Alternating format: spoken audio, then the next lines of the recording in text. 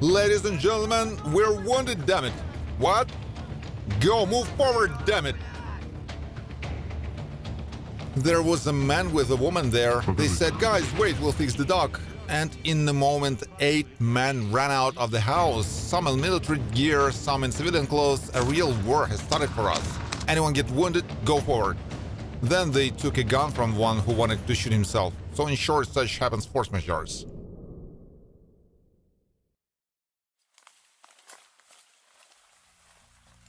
I'm Aibox, senior scout of the recon platoon. I've been a scout for a year and a half, maybe more, close to 2 years.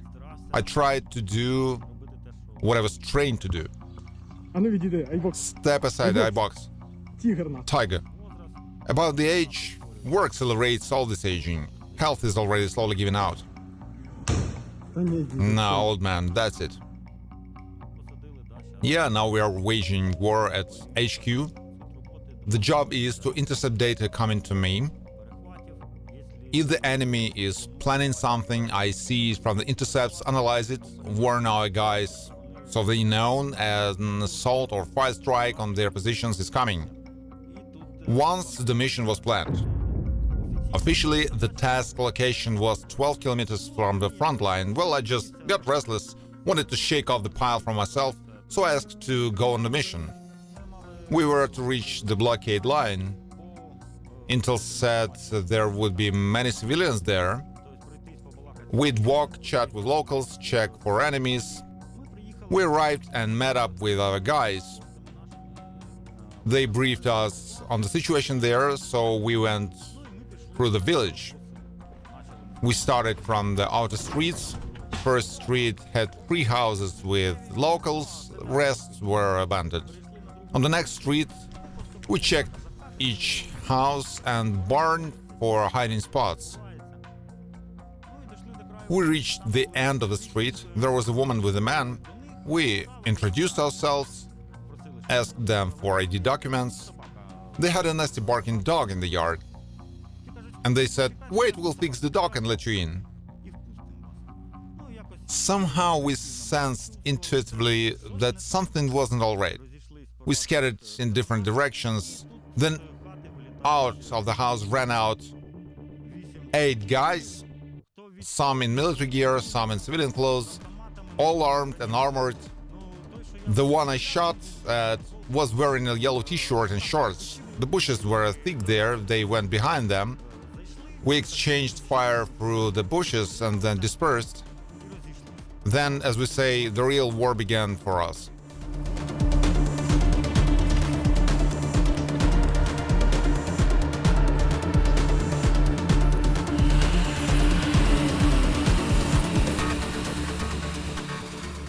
Our armored fighting vehicle arrived, we moved back a bit and it went in. The heavy machine guns started to fire on the buildings they used, the bushes, everything the enemies can use to hide. The vehicle worked it over. After that we checked up houses and during that time lots of ammo was found. It started to burn. We heard detonations for hours, everything was exploding. The enemies didn't seem too eager to engage in battle. As soon as the armored fighting vehicle came, they quickly ran through gardens to regroup. The fire contact was brief, lasting only about 5 minutes. They'd run out, retreat towards cover and shoot back while moving. That old man with the woman, as we saw watching drone footage, ran away across fields.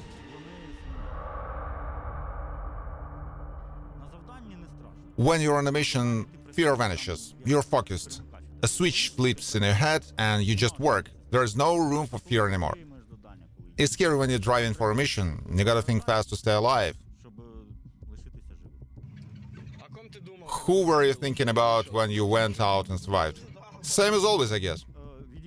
The rule: move aside so they can't take both of you out in one fire. Saved our lives. If we stood together, they could have hit us both. I think they didn't know how many of us there were.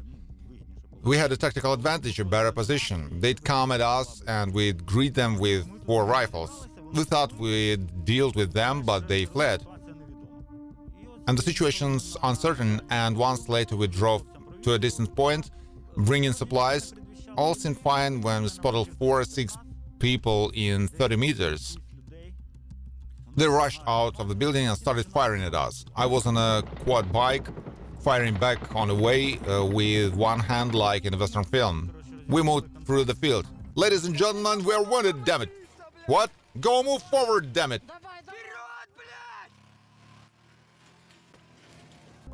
We sent a drone to check it out. It turned out they had a logistics point with Starlink there. So we found their second gathering spot in the village.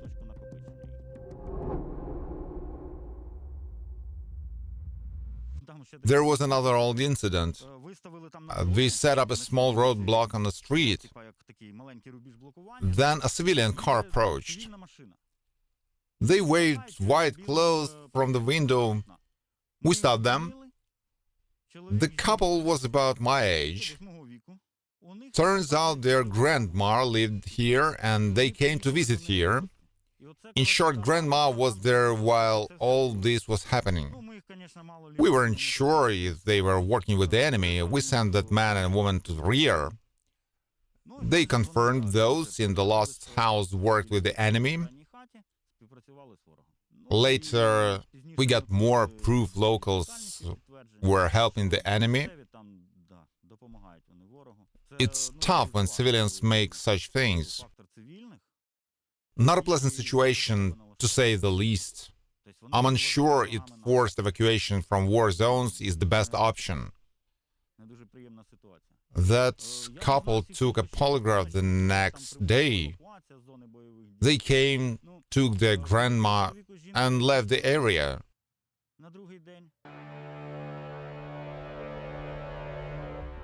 When we started the mission, no one told us about this breakthrough. On the third day of it, I was on command observation post, checking YouTube analytics. Everyone's just talking about a breakthrough. Next day they say it's not a breakthrough, it's just infiltration. It's true, they moved secretly through settlements, avoiding fire contacts. If contact started, they'd retreat. We meet them on the road, struggling. No one knows how many made it through. Let's say a group of 5 is moving, 4 killed, 1 escaped. Next group, 3 people, 2 killed, 1 escaped. Daily 4 to 6 groups move in that direction. Some will make it through. They have food logistics up to 25 kilometers. They lack constant communication. They never have food. They constantly beg, give us food, give us water. They have major issues evacuating the wounded. Recently one shot himself. Another had a heart attack.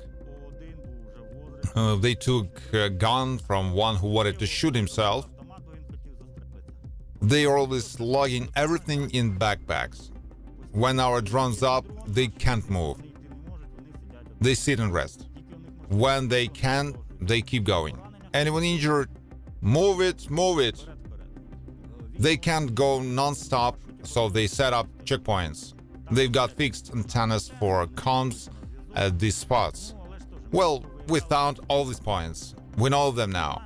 It's even tougher for them now, but they don't seem to think about stopping. I don't know what's up really.